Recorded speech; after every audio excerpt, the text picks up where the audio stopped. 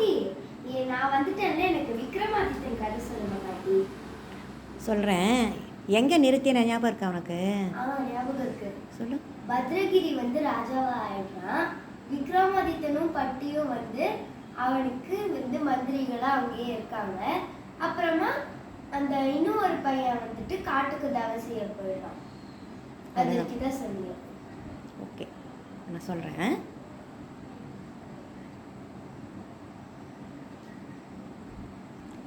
இப்போ என்ன ஆறுது, அந்த பத்ரகிரி நல்ல ஆட்சி புரிஞ்சன் வரான். அப்படி இருக்கும்போது ஒரு நாளைக்கு ஒரு முனிவர் வரார். அவர் என்ன பண்ணுறார், கையில் ஒரு பழம் அறுத்துன்னு வரார். மாதுளம்பழம். மாதுளம்பழம்னா தெரிய முடியும் தமிழில். சரி, ஓகே. ராஜா, இந்த மாதுளம்பழத்தை நீ சாப்பிட்டியானாக்கா என்றைக்கும் இளமையோடு இருப்ப அப்படின்னு சொல்லி ஆசீர்வாதம் பண்ணி அந்த பழத்தை கொடுத்து அவர் போகிறார். இவன் பார்க்குறான், நம்ம சாப்பிட்டு என்ன பண்ண, நம்ம ஒய்ஃபுக்கு நம்ம தரலாம் அப்படின்னு சொல்லிட்டு மகாராணியை கூப்பிட்டு, ராணி இந்த முனிவர் ஒரு பழம் சாப்பிட்டார், இதை எப்போ யார் சாப்பிட்டாலும் இளமையோடு இருப்பாளாம், நீ சாப்பிடுன்னு சொல்லி தந்தான். அவ யோசனை பண்ணுறான், நம்ம இளமையோடு இருந்து என்ன பிரயோஜனம், நமக்கு தான் ஒரு ஃப்ரெண்டு இருக்கானே சின்ன வயசுலேருந்து, அவனுக்கு தந்துடலான்னு சொல்லிட்டு அவன் அந்த அரண்மனையில் குதிரைக்காரனாக இருக்கான். குதிரை லாயத்தில் வேலை செய்கிறான். அவனை கூப்பிட்டு அவனுக்கு தந்துடுறான். அவன் என்ன பண்ணுறான், இந்த பழம் நமக்கு எதுக்கு தான், பணக்காரங்க சாப்பிட்ற பழம் நமக்கு என்னத்துக்குன்னு சொல்லிட்டு அவனுக்கு அந்த பழத்துடைய மகத்துவத்தை பற்றி தெரியாது. அவனுக்கு ராணிக்கு தான் தெரியும். அவன் என்ன பண்ணுறான், அவனுக்கு ஒரு ஃப்ரெண்டு இருக்கா, வேலைக்காரியாவோ, அரண்மனை வேலைக்காரி, அவனுடைய முறை பொண்ணாவோ, மாமா பொண்ணாவோ, அவளும் அங்கே வேலை பார்க்குறா. அவளை கூப்பிட்டு, இந்தாம்மா முத்தம்மா, இந்தா பழம் ராணியம்மா தந்தாங்க, நீ எடுத்துக்கோ அப்படின்னு சொல்லி அவளுக்கு தந்துடுறான். அவன் என்ன பண்ணுறா, அதை கூடையில் வச்சு வீட்டுக்கு எடுத்துன்னு போகிறான். இந்த பத்ரகிரி என்ன பண்ணுறான், பார்க்குறான், பால்கனியில் நின்றுட்டுருக்கான். அப்போ அங்கேருந்து பார்க்குறான். பார்த்தா கீழே வேலைக்காரி அவள் போயின்னு இருக்கா. அவள் தலையில் கூடை இருக்குது, கூடையில் பழம் இருக்குது. என்னடா அது, நம்ம ராணிக்கு தந்த பழத்தை இப்படி வேலைக்காரி எடுத்துன்னு போகிறா, கூப்பிட அந்த பொண்ணை அப்படின்னு சொல்லிட்டு, யாரும் அங்கே அந்த பொண்ணை கூட்டின்னு வா. ஐயோ, மகாராஜா கூப்பிட்றாரா அப்படின்னு பயந்துன்னு ஓடி வருது அது. ராஜா நான் எந்த தப்பும் பண்ணல ராஜா என்னை மன்னிச்சிருங்க. உன் பேர் என்ன? என் பேர் முத்தம்மா ராஜா. சரி, இந்த மாதுளம்பழம் உனக்கு யார் தந்தா? உடனே ஓன ஆட ஆரம்பிச்சுருத்தது. ஏன் அழறா? இந்த மாதுளம்பழத்தை எங்கள் மாமா தான் எனக்கு தந்தான் அப்படின்ட்டு. மாமா தந்தானா? யார் அந்த மாமா? குதிரை லாயத்தில் வேலை பார்க்குறாருங்க ஐயா, அவன் தான் எனக்கு தந்தான். சரி, சேவகர்களே போய் அவனை கூட்டின்னு வாங்க அப்படின்னு சொல்லிட்டு அவனை கூட்டின்னு வரான். அவன் நினச்சிக்கிறான், ராஜா கூப்பிட்றாரா, அப்போ நமக்கு ஏதோ பதவி தரப்புறாரு போல இருக்குது, நம்ம செய்கிற வேலையை பாராட்டி ஏதோ பண்ணப்புறாரு போல இருக்குன்னு சந்தோஷமாக வரான் அவன். மகாராஜா வணக்கம் அப்படிங்கிறான். வணக்கம், இந்த மாதுளம்பழம் உனக்கு ஏது அப்படிங்கிறான். அதுங்க ஐயா, ராணி தந்தான்னு சொல்ல முடியல, உண்மையை மறைக்காமல் சொல்லு. ராணி தாங்க தந்துச்சு. ராணி தந்துச்சா? என்ன ராணி தந்துச்சு, மரியாதை இல்லாமல் ராணியை? இல்லைங்கய்யா, ராணி எங்கள் சின்ன வயசு தோழிங்கய்யா, நாங்கள்லாம் ஒன்றா பதிச்சு விளையாடி இருக்கோம்.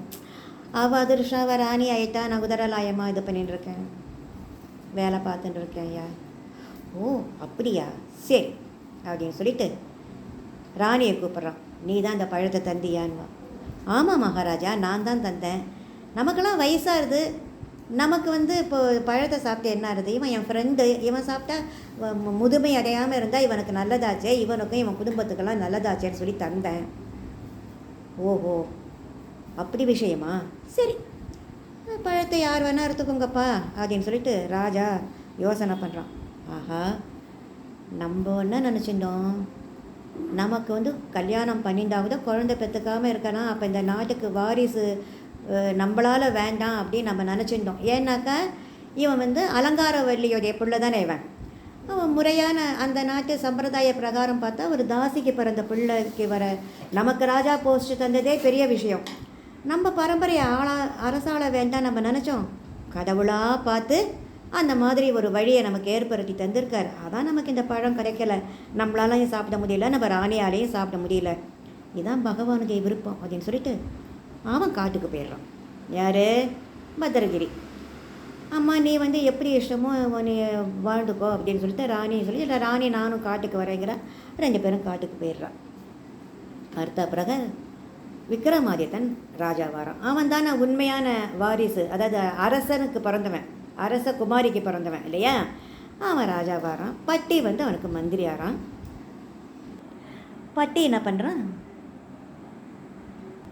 அவனுக்கு மந்திரி ஆறான். ஒரு நாளைக்கு விக்ரமாதித்தன் அப்படி யோசனை பண்ணிகிட்டே இருக்கான். என்ன அண்ணா, என்ன யோசனை? இல்லை, இந்த கன்னிகாபுரி ரொம்ப சின்ன நாடாக இருக்குது. கன்னிகாபுரி எப்படி இருக்குது? எப்படி இருக்கு? சின்ன நாடாக இருக்குது. ஊர் போகிறலை. எனக்கு 56 தேசத்தையும் அரசாளணும். அதனால் நீ போய் என்ன பண்ணுற, நல்ல இடமா ஒன்று செலக்ட் பண்ணிட்டு வா. நல்ல இடமா ஒன்று செலக்ட் பண்ணிட்டு வா. ஏன்னாக்க அந்த இடத்துல தான் நம்ம புதிய தலைநகரத்தை நம்ம உருவாக்கணும் அப்படின்னு சொல்கிறோம். அந்த இடத்துல என்னென்ன இருக்கணும்? குளங்கள் இருக்கணும், நீர்வீழ்ச்சிகள் இருக்கணும், வயல்களை உருவாக்குறதுக்கு தகுந்த மாதிரி மண் வளம் இருக்கணும், ஜனங்கள்லாம் குடியேறதுக்கு தகுந்த மாதிரி இடம் இருக்கணும், இட நெருக்கடி இல்லாமல் இட வசதி இருக்கணும், காடுகள் இருக்கணும், நல்லா மழை பெய்கிற மாதிரியான மலைகள் அதெல்லாம் நன்னா இருக்கணும், காற்று வசதியெல்லாம் இருக்கணும். எல்லா விதமான வசதிகளும் அந்த இடத்துல இருக்கணும். அந்த நகரத்தில் எல்லா விதமான வசதிகளும் இருக்கணும். அந்த மாதிரியான ஒரு இடத்துல நம்ம நகரத்தை நிர்மாணிக்கணும். நீ அந்த மாதிரி இடமா பார்த்து செலக்ட் பண்ணிட்டு வா. கோவில் இருக்கணும். ஓகே அப்படின்னு சொல்லிட்டு பட்டியும் போகிறான். ரொம்ப தூரம் போகிறான். ரொம்ப தூரம் போய் கடைசியில் ஒரு இடத்துக்கு போனால் அவ்வளோ ப்ளசண்ட்டாக இருக்குது அந்த இடம். பச்சை பசேல்னு இருக்குது. மரங்களெல்லாம் பார்த்தா இப்போ கனிகள்லாம் பழுத்து தொங்குறது, அணில் ஓடுறது, மானும் புலியும் ஒரே குளத்தில் தண்ணி குடிக்கிறது. சுற்றிலும் பார்த்தா மலை, பச்சை பசேல்னு மலை, பசுமை நிறைந்த அந்த மலைகளை பார்க்குறான். ஏன் ரொம்ப ஆனந்தமாக இருக்குது, ஸ்பேஷியஸாக இருக்குது, வேறு பரந்த நிலப்பரப்பாக இருக்குது. அதெல்லாம் பார்த்தீங்க, ஆஹா நம்ம அண்ணா சொன்ன இடம் இங்கே ஒத்து வரும் போல இருக்குது, நம்ம இதையே நம்ம அண்ணாவுக்கு காமிக்கலாம்னு நினச்சிட்டு போனால் அங்கே ஒரு காளி கோவில் இருக்குது. காளி கோவிலுக்கு போய் என்ன பண்ணுறான்? வணங்குறான். அப்போ அந்த காளி காளினா யார் பாட்டி? காளினாக்கா அது பார்வதி தேவி தான்.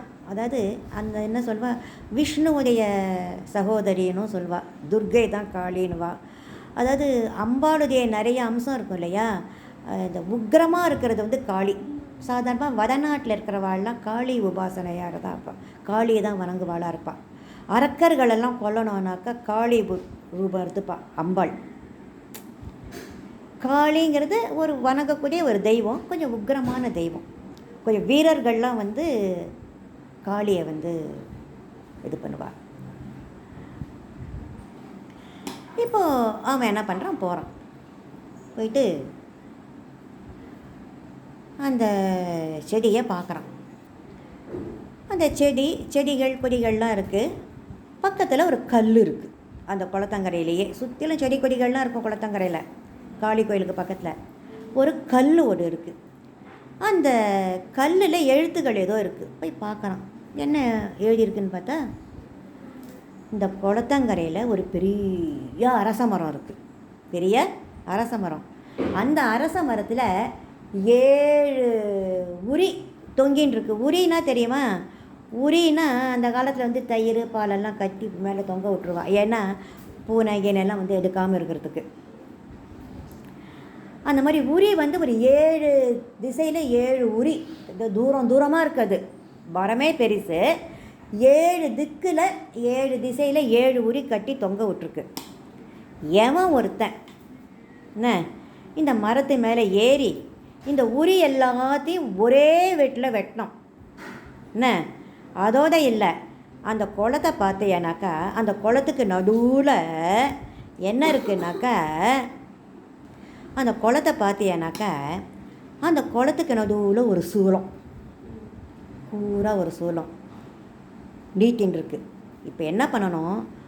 அந்த எவன் ஒருத்தன் அந்த மரத்து மேலே ஏறி அந்த மரத்தில் இருக்க அந்த 7 உரி இருக்கும் இல்லையோ, அதை ஒன்றா ஆக்கி ஒரே வெட்டில் வெட்டோம். வெட்டிட்டு அது கீழே விழறதுக்குள்ளேயும் இவன் அந்த சூலத்தை மேலே பாயணும். பாஞ்சா என்ன ஆவான்? அவ்வளோதான் காலி அவன் இல்லையா. அப்போது காளிதேவி பிரசன்னமாகி வேண்டிய வரத்தை தருவா அப்படின்னு அதில் எழுதியிருக்கு. ஆஹா, நம்ம அண்ணனுடைய வீரத்துக்கு ஏற்ற மாதிரி தான் இங்கே சொல்லியிருக்கு. நம்ம உடனே போய் அண்ணாக்கிட்ட சொல்லணும்னு பற்றி என்ன பண்ணுறான், நேராக போகிறான் அண்ணாக்கிட்ட. அண்ணா அண்ணா அண்ணா அண்ணா இந்த மாதிரி நீங்கள் சொன்ன மாதிரியே ஒரு இடத்த பார்த்தேன். அந்த இடத்துல ஒரு காளி கோயில் இருக்குது. அந்த இடத்துல இந்த மாதிரி எழுதியிருக்கு. அது கரையில் ஒரு மரம், அரச மரம் இருக்குது. அதில் உரிகள் தொங்கின்னு இருக்குது. குளத்துக்கு நடுவில் ஒரு சூலம் இருக்குது. எவனருவான் ஒரே வேட்டில் வந்து அந்த உரியை வெட்டி அது கீழே விழுறதுக்குள்ளேயும் அந்த சூலத்து மேலே பாயறானோ அவனுக்கு காளிதேவி வரம் தருவாளாம் அப்படின்னு சொல்கிறான். அப்படியா, உடனே கிளம்பு அப்படின்னு விக்ரமாதித்தன் என்ன பண்ணுறான், உடனே கிளம்பி அங்கே போகிறான். அதே மாதிரி இருந்தது. அவனுக்கு அந்த இடம் ரொம்ப பிடிச்சி போச்சு. நேராக காளி கோவிலுக்கு போகிறான். குளத்தில் நீராடுறான். காளியை வந்து தரிசனம் பண்ணி அவளை வந்து வேண்டிக்கிறான். அம்மா தாயே, எனக்கு வந்து நல்ல வரம் தாம்மா. நான் வந்து நினைக்கிற மாதிரி எனக்கு நல்ல அரசாட்சி புரியறதுக்கு நீ தான் ஆசீர்வாதம் பண்ணணும் அப்படிலாம் நான் காளியை வேண்டிட்டு நேராக அங்கே வரான். இங்கே தக தக தகதான் மரத்து மேலே ஏறுறான். சரசரன்னு மரத்து மேலே ஏறுறான். அவன் தான் சத்திரியன் தானே, அவன் வீரன் தானே. அவனுக்கு இந்த தைரியத்துக்குன்னு சொல்லவா வேணும், தன் உயிரை பற்றியெல்லாம் கவலையே கிடையாது அவனுக்கு. நேரம் அந்த உரியை என்ன தெரியுமா பண்ணுறான், வாளால் அப்படி சுழற்றான். எல்லா உரியும் சேர்ந்து ஒரே கயிறாயிருத்து, ஒரே இதுவாயிருத்து. அது ஒரு வெட்டுறான். வெட்டுறதுக்குள்ளேயே அந்த சூளத்து மேலே பாஞ்சிடுறான். சூளத்துக்கு மேலே பாயறதுக்கு முன்னாடியே என்ன ஆயிடுறது, காளிதேவி பிரசன்னமாயிடுறா. காளிதேவி பிரசன்னமாயிடுறா. அவன் என்ன பண்ணுறான், மகனே உன்னுடைய தைரியத்தையும் உன்னுடைய சாமர்த்தியத்தையும் வீரத்தையும் நான் ரொம்ப பாராட்டுறேன். நீ ஆசைப்பட்ட மாதிரியே இந்த இடத்தை உன்னுடைய தலைநகராக ஆக்கிண்டு நீ வந்து நல்ல ரொம்ப நாளைக்கு நீ வந்து ரொம்ப வீர தீரத்தோடு இந்த உலகம் இருக்கிற வரைக்கும் உன்னுடைய புகழ் இருக்கும். அந்த அளவுக்கு நீ ஆட்சி புரிவப்பா. இந்த இடத்துக்கு நீ உஜ்ஜயினி மகாகாளி பட்டணம் அப்படி நீ பேர் வெயி அப்படின்னு காளி சொல்லிடுறா. அதே மாதிரியே விக்ரமாதித்தன் என்ன பண்ணுறான், அந்த இடத்துக்கு உஜ்ஜயினி மகாகாளி பட்டணம் அப்படின்னு பேரை வச்சு அந்த இடத்துல அவன் எப்படிலாம் ஆசைப்பட்டானோ அந்த மாதிரியான ஒரு அற்புதமான ஒரு நகரத்தை உண்டாக்கிண்டு அவனும் பற்றி அந்த ஊரில் ரொம்ப சிறப்பாக ஆட்சி புரிஞ்சுன்னு வரா. அந்த ஊர் தான் அந்த உஜ்ஜயினி மகாகாளி பட்டணம்ங்கிறது தான் இன்றைக்கி உஜ்ஜயினி அப்படின்னு ஊர் இருக்கோ இல்லையோ, அது அந்த ஊர் தான். இன்றைக்கி இதோட முடிச்சுக்கலாம். இனிமேல் வர கதைகளில் வந்து விக்ரமாதித்தன் என்னென்ன சாகசம் பண்ணான் அப்படிங்கிறத நம்ம தெரிஞ்சுக்கலாம். இன்றைக்கி இதோட நிறுத்திக்கலாமா? இன்னும் ரொம்ப நேரம் ஆயிடுது.